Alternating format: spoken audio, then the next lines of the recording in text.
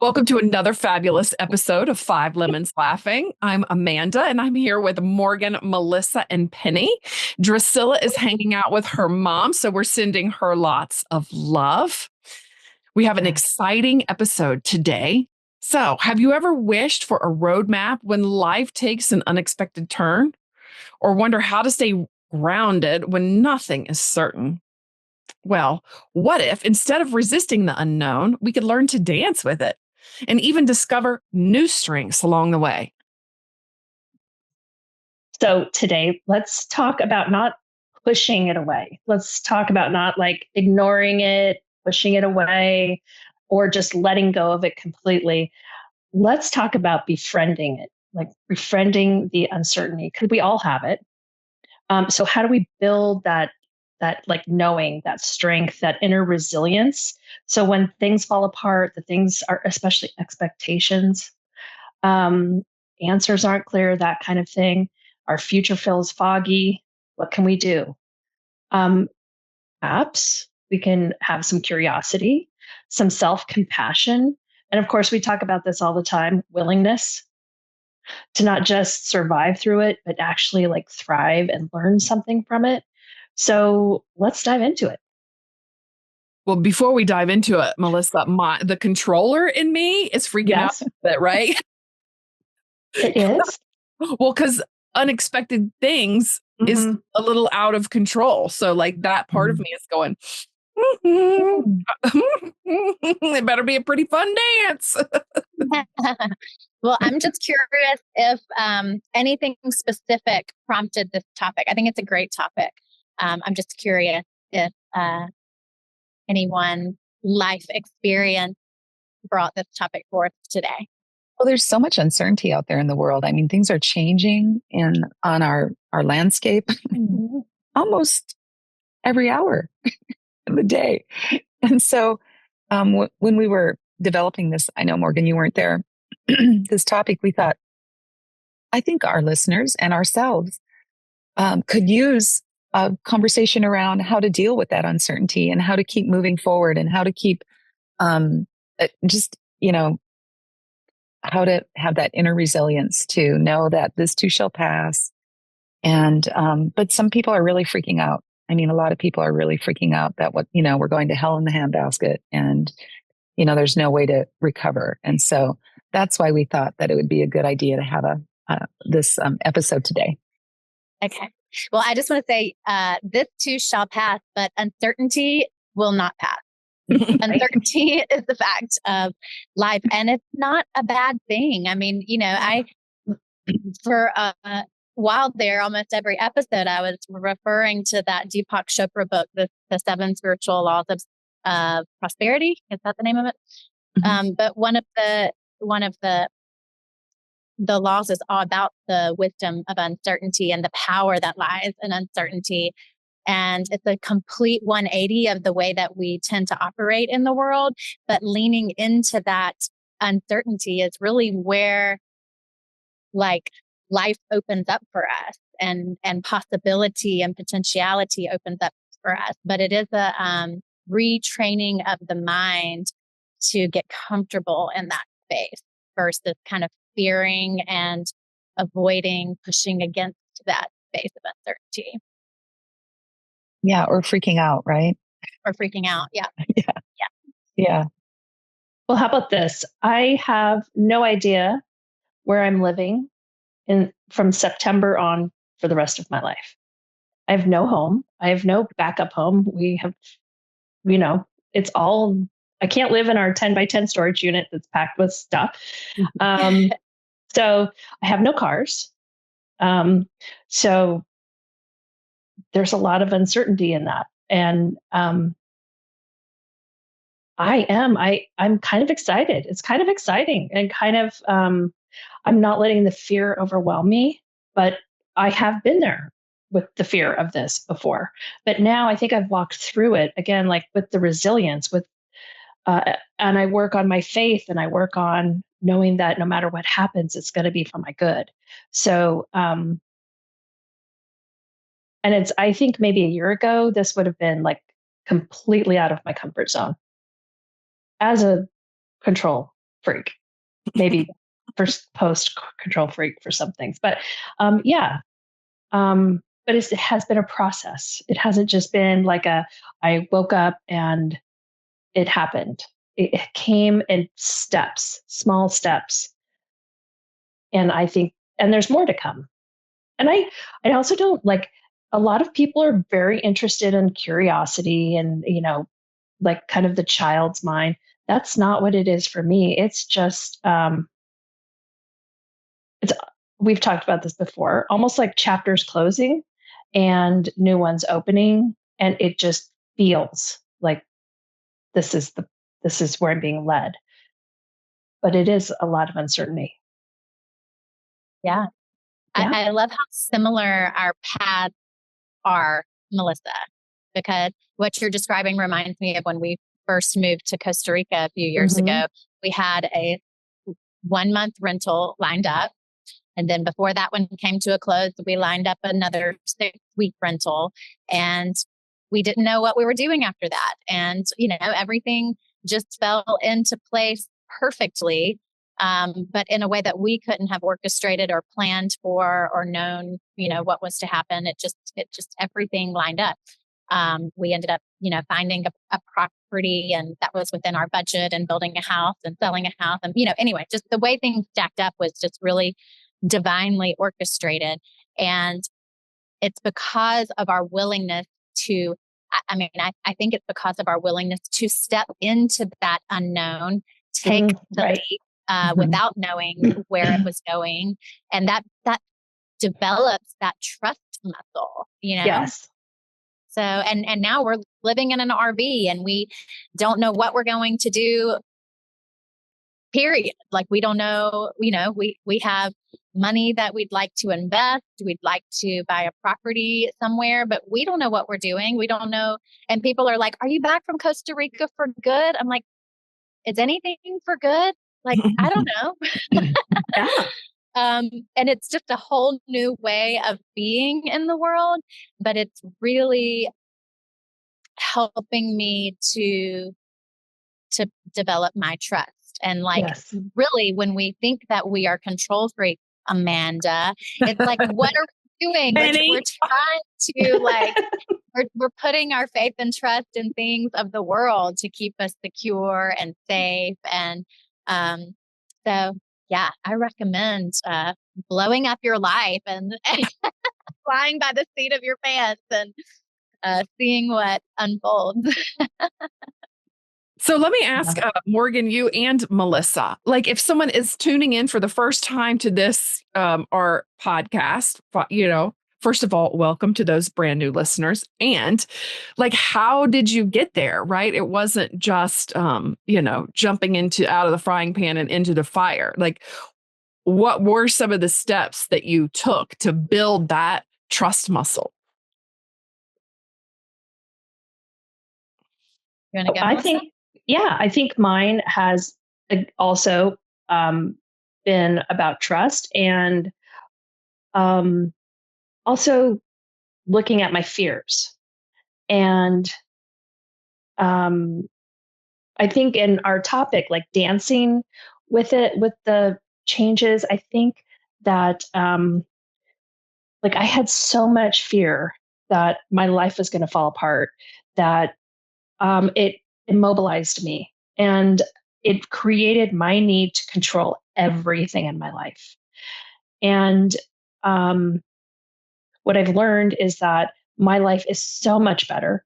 The opportunities and what comes into my life is so much richer when I am not controlling it. But I did it completely for my own well-being, what I thought it was my own well-being, and very fear motivated. And perhaps I've shifted to more love motivated, pursuing what I love, and going in the direction of love more than fear. But in order to overcome the fear, I had to really face what caused all the fear. And that was also fearful. Going into that kind of thing was fearful. I did it over many years with support, like from you all and other people. And so that would be that thing, like just the fear and not letting the fear win over my life, and moving into love. So I'll stop there on the fear. How about you, Morgan? I just want to add one thing to build on what you said, Melissa. So fear, have you heard, there's false evidence appearing real, Yeah. but face everything and recover is another one. So you sounded to me, Melissa, like you were facing everything as you made your decisions to move to the UK. Yeah. I think too that I just trying to control everything in my life, I know made me sick. It made me tired. It made me resentful because if things didn't go my way, I was resentful. It made me sometimes not a very nice person to live with and be with and to love. So as all those pieces started falling off or falling away, I think I could see a glimmer of, oh, this is what it could be like when I don't have to control everything. But I just do want to say that the controlling was just my safety. So I think when I got safety, perceived safety, yeah, yes, and what I created to keep safe. But I think when I started parenting myself, loving myself more, my world became safer. Nice. Yeah. Thank you for sharing all that. And I think it's good that we're getting two perspectives because mine's a little bit different from yours. For me, it started years ago as sort of, so like, yes, here I am now living in a life of uncertainty and embracing it and rolling with it.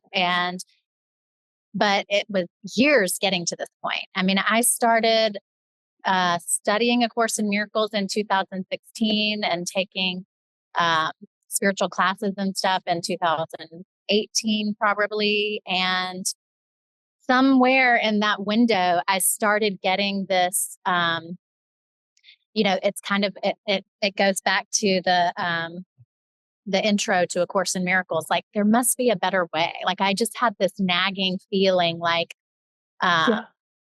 desire for something different. And I couldn't put my finger on what that was, but I knew I was being called to some sort of a change. And I had to keep sitting with that and clarifying that and honoring that and also dealing with the resistance to that came up as well. Because why change? My life was perfect on the outside. Like, what? I don't need to change this. So there was a lot of resistance to that too. So this was years in the making for me. And it also makes me think about like what people who have children, they talk about like, if you wait until you're ready, you'll never do it. If you wait until you have enough money, you'll never do it. And that was sort of where we were too. Like, we kept trying to like figure out like, okay, how can we break free from the matrix? How can we break free from the, American dream of grinding out your life 9 to 5 until you're 65 and then retiring penniless and ill and broken body. You know what I mean? Like, how can we break free from all of this? We kept trying to make the numbers work and figure out a plan that made sense. And we could never get it to compute and work and make sense. And we finally just had to just go for it anyway. So that's my answer to your question, Amanda. You're right. It doesn't just happen overnight. At least not for me. It didn't happen overnight. But for some young soul out there, it could, because y'all are more fearless and brave. Well, and you both chose it, right? Even Amanda, when you moved from the East Coast to the West Coast, you chose it. You're choosing all of this uncertainty, right?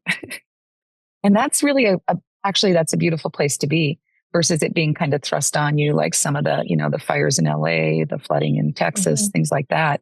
I mean, there's a whole lot of uncertainty out there in the world in those situations, or, fear that you're going to be deported if you're caught or whatever. That's a whole different a form of uncertainty, right? Yeah. So we're so lucky that we can choose to lean into it and to And I guess everybody, it's a choice after anything happens, right? How we respond to it, if we react or respond. I don't know. I just felt I needed to say that, Yeah. yeah, well, life is choice, no matter what goes on, right? No matter what. Yeah. I think what helps me navigate strong changes is like being quiet, listening to my intuition. And so there's a whole part of, dancing with the unknown, but it really is about, for me, it's about learning how to tap into my intuition and trust. I hope I'm explaining this clearly enough. Absolutely. Yeah. So the spiritual practice of whatever it is to let go of all the mind chatter and to so that could be meditation, sitting meditation, walking meditation, prayer, just changing the thoughts. And then, so for me, the uncertain, as I'm learning to do that, then all the uncertain, crazy stuff is actually, it's like riding a big wave instead of getting, smashed on the bottom of the ocean in this face planted in the sand. It's a more like like you get to ride the wave. And I think that comes with developing that trust muscle, developing that intuition. Yes. Yeah. And learning to surf versus getting tossed around. Yeah, absolutely. Because when Mike and I were deciding to move, just completely change our stars, that's how I like to describe it, sell everything and move into the oppositeville. There was a major flood in Virginia Beach and a major flood in Virginia Beach. And for us, we were already taking the steps to move. We were listening to that divine guidance. It actually turned out to be a positive thing for us just because of the way financially it shook out for us.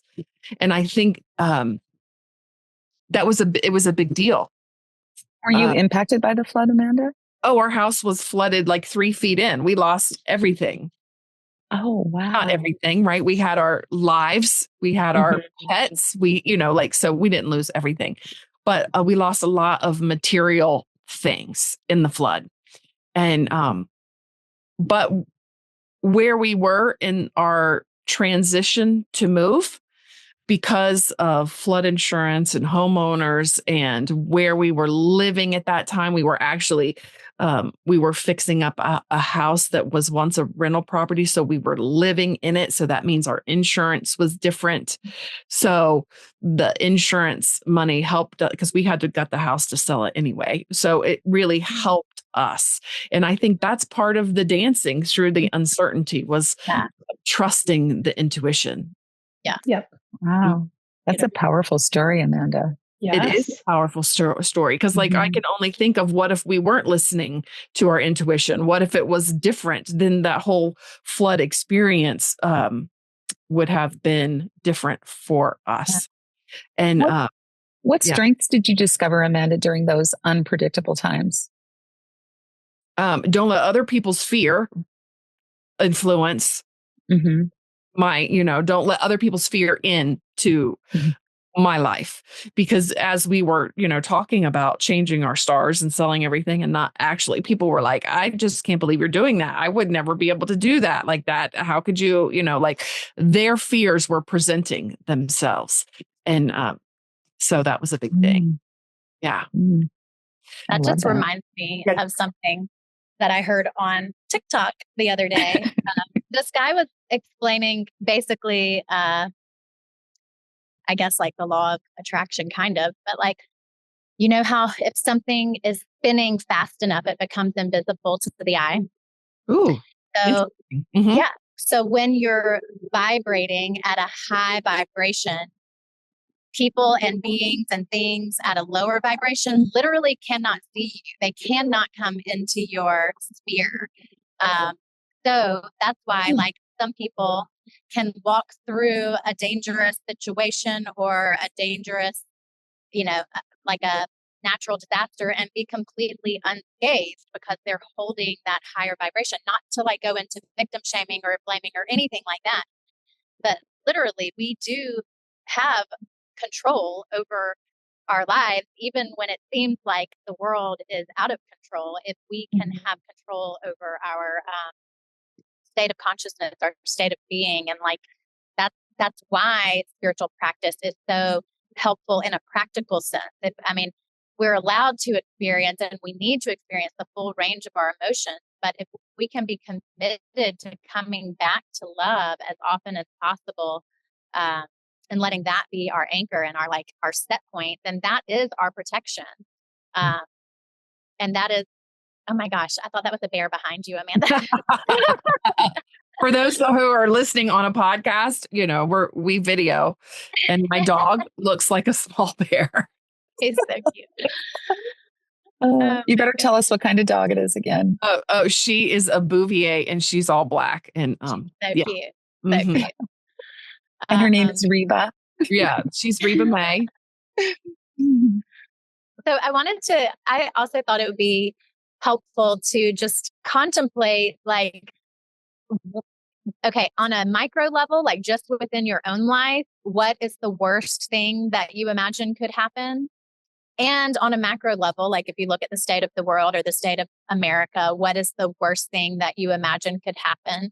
And don't dwell on it, but just like sometimes it's helpful to just face our fears head on. And that just facing them can help undo that resistance to being in uncertainty. Because when I look at it, what I realize is that no matter what ever were to happen, let's say the very worst thing that could happen.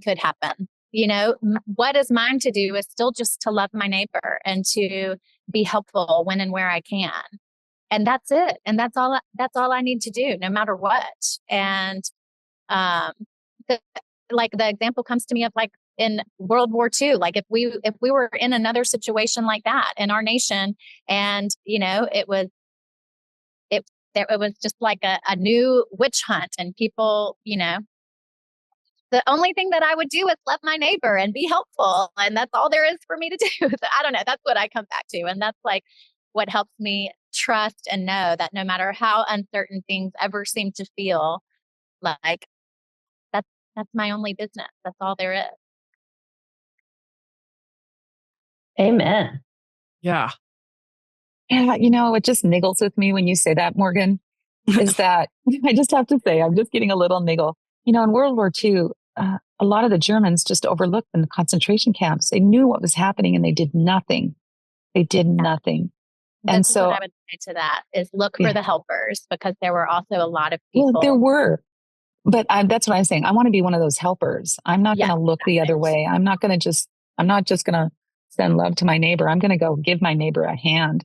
And so I guess that's what I just wanted to say, because, there's some things happening right now in our world, and there's things that we can do. There's action we can take, because I think our life is designed around action as well, but it needs to be divinely guided.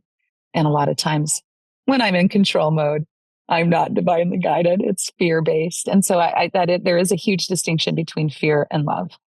Well, actually, it's very, very, very close to each other, but there is a difference between operating from each one. So that's exactly what I hear you saying, Morgan, is you're going to operate from love versus fear. And I am too. So yeah. Yeah. Well said, Penny. I listened to Tina Spalding this week. She put out on YouTube. I don't know what her platform is. She does it with somebody else. And she was talking about the floods in Texas that are going on right now. There's flooding, even in New Mexico down south a little bit, there's flooding. And what she was saying is it's not about like not being compassionate, not taking some type of action. And Penny, you said it so well, like divinely inspired action. Like, if you're there and you're being guided to help or to send money, then do it. And then you move on, right? Because the work is internal work. So holding the vibration of victim, holding the vibration of, negative fears, how we're describing it now. Only thing that does is holding fear on and on and on is bring fear into your life. And that doesn't help the world. It doesn't. So going back to the concept of we're all connected. We're all connected in oneness, in however you describe it.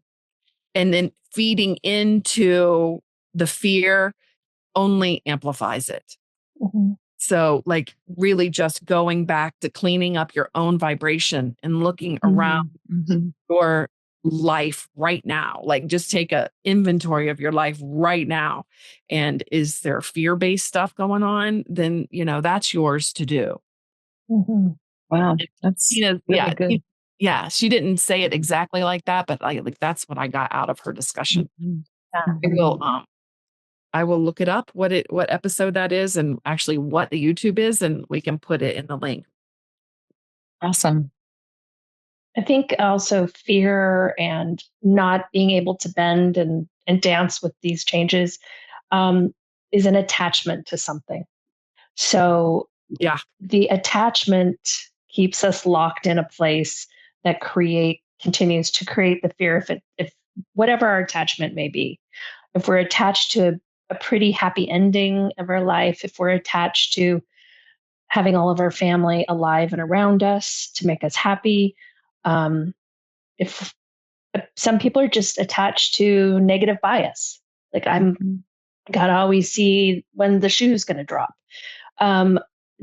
If you can start asking yourself today, what am I attached to? And like Amanda was saying, you just get really quiet and you just go within and ask yourself today, what am I attached to? You don't have to judge yourself or be upset about it, but I think the more you can start seeing those attachments in life, the more you can start letting go of them. And a lot of us are attached to things staying the way that they are. Yes. And it's an unhealthy attachment for sure, because nothing ever stays the way that it is. Even happiness. Yeah. Like we all want the bad stuff to go away, but you have to also notice all the good stuff. It's the tides, like Amanda was talking about. It helps you to know that you can live life in a state of release and still love life. Yeah. You can live without a house or cars and knowing where your next campground is going to be or whatever, right? Yes. Yeah. Yeah, I hear so much freedom in what you're all saying. It just sounds like so much freedom in having uncertainty, actually, because it's like you can choose whatever road you want to go down now. Yep. There's no holds barred. You don't have any attachments to a house, to cars, to an address, to everything that you've created. I look around myself. I'm at my house, and it would take a couple years to be able to go on the road, at least, or not. Look at me judging it. Look at me judging it. Yeah. Freedom. Penny, you bring up something amazing, right? Because you can't compare your path to somebody else's. Thanks for the reminder. Yeah. Yeah. I think the trick is just detachment, going back to what Melissa said. Like, that's it. Yeah. Detach and accept. We got to get acceptance in here too. Here's a quote that uses both of them. This is from that Deepak Chopra book. In detachment lies the wisdom of uncertainty. In the wisdom of uncertainty lies the freedom from our past, from the known. I love that stuff. Which is the prison of past conditioning. And in our willingness to step into the unknown, the field of all possibilities, we surrender ourselves to the creative mind that orchestrates the dance of the universe. You know what, Morgan? Could you just repeat that whole quote again? I was going to say, please repeat that. Yeah. That was my fault. Yeah, that was my fault. In detachment lies the wisdom of uncertainty. In the wisdom of uncertainty lies the freedom from our past, from the known, which is the prison of past conditioning. And in our willingness to step into the unknown, which is the field of all possibilities, we surrender ourselves to the creative mind that orchestrates the dance of the universe. Wow.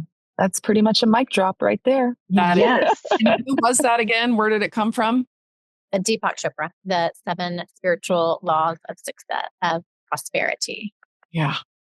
Gosh, I think I need to crack open that book again. I love it. I know. Yeah. It's so short and easy to read, but it's full of so much good juiciness. It would be worthwhile to read every year, I think. But here's a affirmation from that book that we can all work with. The more uncertain things seem to be, the more secure I will feel, because uncertainty is my path to freedom. Through the wisdom of uncertainty, I will find my security. Wow. Beautiful. Yep, we can all write that on a Post-it and post it on our mirror in our bathroom.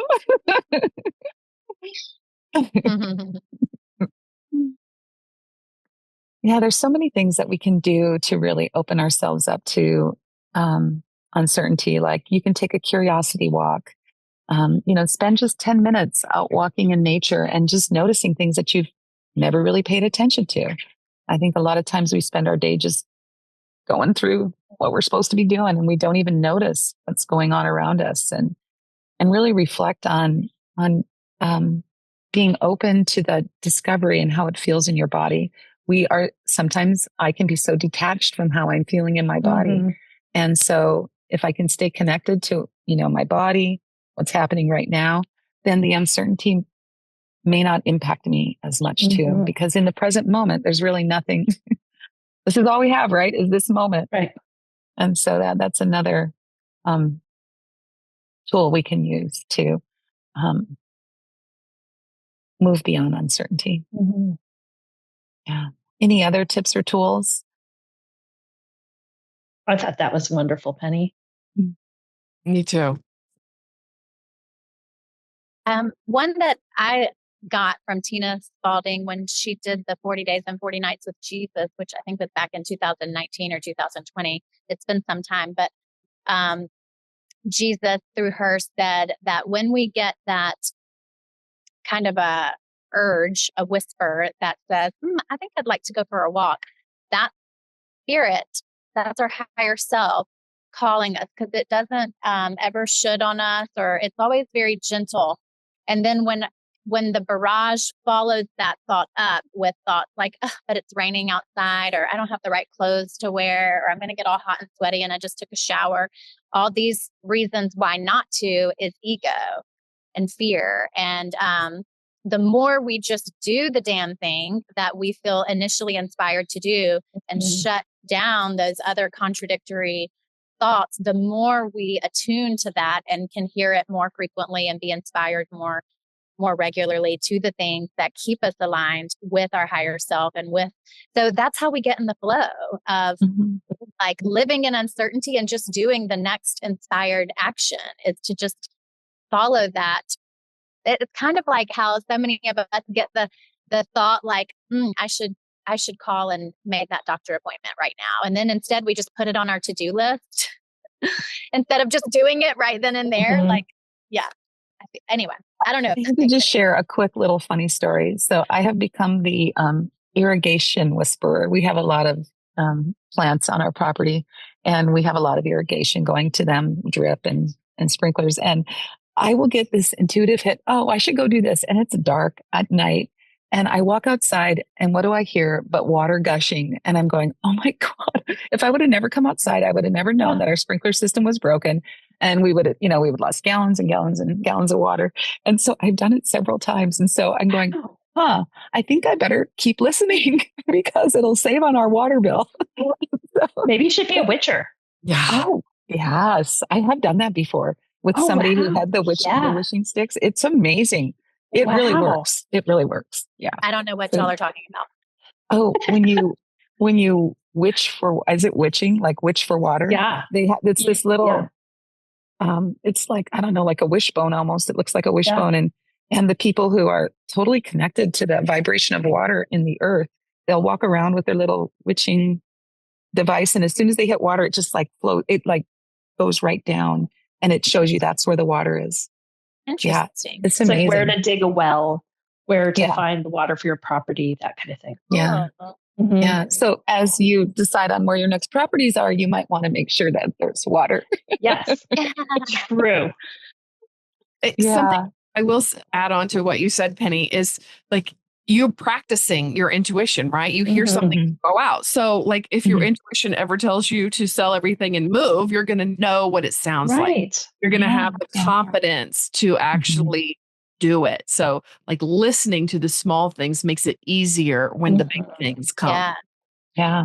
And tuning out the things that are distracting. Honestly, like for me, that's why like I really tried to avoid the news. And I'm even having to go back through my social media and clean up who I follow because I just don't need to know. I just don't. I mean, like, Penny, going back to what you said about like wanting to be helpful and wanting to take action, like my mind immediately went to like, well, what about the person who lives off grid and doesn't own a television and is completely not tuned into tech at all and is just living in their own happy little off-grid property in the woods? Like, are they not being helpful just because they don't know all the tragedies of the world and aren't taking action? Like, I think I would disagree with that thought. That's hilarious, Morgan. I will snooze someone for 30 days. Anybody that says anything negative, like put somebody down, no matter in whatever concept, whatever context, I'm like, snooze. I have snoozed lots of people. Yeah. That's hilarious. I think that could be a good topic though to go deeper on, because I think even for spiritual students, we vacillate a lot on that. I know I do. So I think it might be worth going deeper on in a future episode. What exactly? Just like that whole concept of how aware of what's going on in the world do we need to be, and how do we activate and be truly helpful in the world? I know we've talked about it some in the past, but anyway, it's just a thought. That's a really good topic, Morgan. I think it's worth exploring in a future episode, because I think today we're about to wrap. Any final thoughts from anyone? I have a really fun post-it. Oh, I can't wait to hear the post-it. Let's hear it. Okay. So build the trust muscle. I'm starting to draw. You are. Awesome. That's Love it. And let go of control. Yeah. So build that trust muscle is the key to working with uncertainty. Know that everything that's happening is happening the way it's supposed to be. And then don't let the fear in. I couldn't figure out how to draw something for that, but just don't let the fear in, because the fear of others. And that's what you were talking about. And then I really love this one too. Ask yourself, what am I attached to? See it, and then start letting it go. And that's detachment. We're so attached to so much that it just creates a lot of problems in our life when we get attached. Well, that's when, I believe it was Buddha said that when when attachment starts is when the suffering begins. Yeah. And so we want to choose the joy of God instead of pain, right? We want to choose the joy of God instead of pain. Yeah. So thank you so much, everyone, for joining us on our beautiful Five Lemons Laughing podcast. We so appreciate you all tuning in. And remember that uncertainty isn't just something to survive. It's a space where new possibilities can emerge. If today's episode sparks something for you, share it with a friend or connect with us at fivelemonslaughing.com. And we would love to, answer any questions you have, or, bring your question to the podcast too and explore whatever it is you'd like us to explore. So next week we're going to be doing a mid-year check-in on our goals, on our aspirations, on our intentions, and hopefully with a little grace. Who knows what we're going to find? But, it's the uncertainty of what we're going to find that's going to open us to new possibilities, right? Yeah. So keep laughing, keep loving, keep dancing with the unknown. And just remember that your transformation is our greatest joy. So keep tuning in. We love that you're here. Have a really beautiful rest of your week. Bye. Bye, everyone. Bye bye.